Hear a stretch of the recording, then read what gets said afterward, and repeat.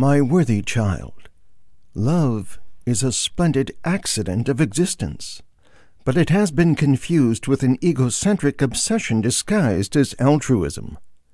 Even those who say they love us, in reality, love the effect that our presence has on them. Most of the time, we can boil love down to various levels of sensuality, from the most carnal to the most sublime.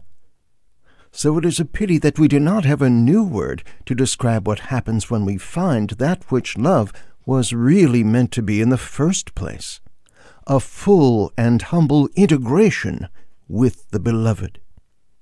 Love is not a mystery. That is a hackneyed phrase used by those who wish to avoid the responsibility of defining it. Love is what happens when we discover ourselves outside of ourselves. The only kind of love that exists is self-love, and we give it different names according to the object in which we rediscover ourselves. In this way, the Father loves His children not because they are His children, but because He believes Himself to be their Father. Love of oneself is the mother of all self-preservation. But what happens when one ego divides into many? The father ego loves and preserves itself because each of its child egos loves the others, and this love is neither charitable nor selfless.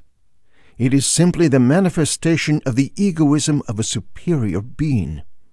This word, egoism, is pejorative in our language, because if the sub-egos in turn are egoists and do not love each other, they disintegrate.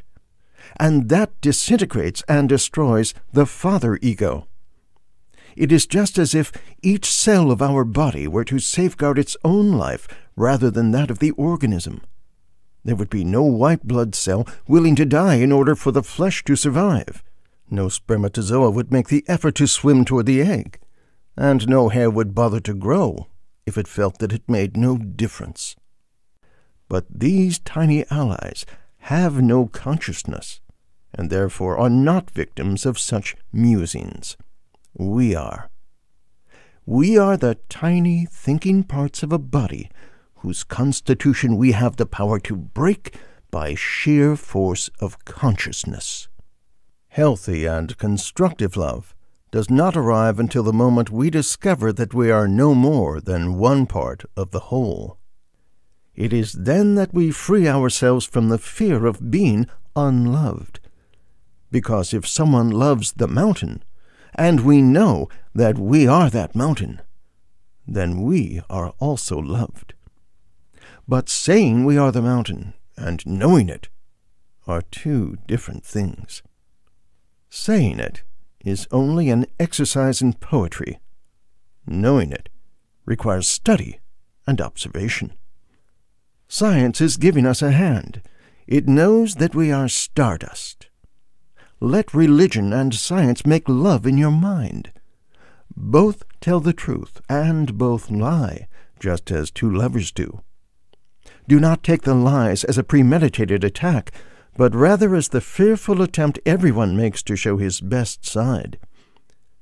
Do not humiliate people or ideologies by making them see that you know the truth. Instead, love them because you yourself are a consequence of all their wise decisions and their mistakes.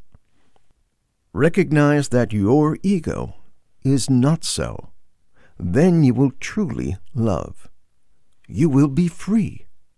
No one will be able to blackmail you by denying you affection, because you will be above that. You will no longer be a love-devouring vortex, but will have transformed yourself into a contemplation point, a hub of substances the world passes through to be caressed by your consciousness. Men, villages, and even the mountains themselves will come to you to be recreated in the love that is diffused by this single deed.